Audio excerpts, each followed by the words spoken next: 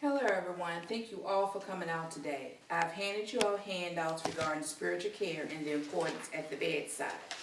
My name is Pamela Dozier and I will be discussing spiritual care and its components of holistic care with patients. Nurses bring spirituality to the bedside of patients' illness, which gives them a sense of hope, faith, and courage so that they can have peace and comfort. According to a pilot study done by Belinda Deal with focus on spiritual care, some of the things that she identified are patient-centered, how spiritual care is an important part of nursing, and spiritual care is an integral part of nursing as far as patients' wellness as a whole. I have been a registered nurse for many years and have had the opportunity to heal and comfort many patients and family members.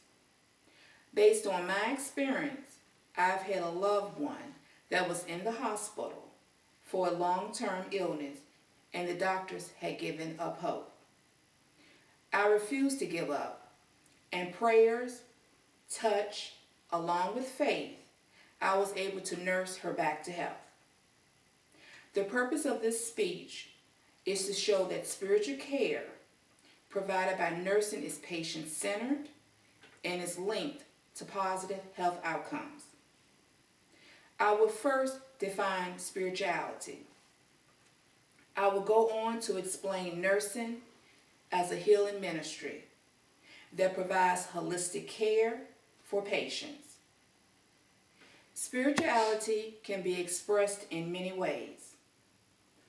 Spirituality is the religious belief and the connection to the meaning of life.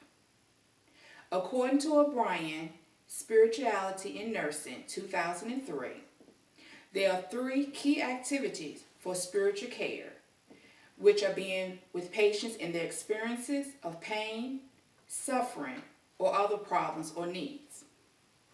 Reading a nursing article, Spirituality in Critical Care, Patient Comfort and Satisfaction, 2003. Whether a patient is conscious or unconscious, the patient needs human touch and consolation. In Scripture, Acts 17, verses 25 through 28, it teaches, He giveth to all life and breath, and all things for Him. We live and move and have our being. As the theorist Florence Nightingale stated, the needs of the spirit are as critical to health as those individual organs, which makes up the body. As a healthcare provider and a nurse, looking at both as a whole, spirituality plays a part in both with the healing process. I would like my audience at this time, if you will have any questions or concerns, please feel to ask at this time.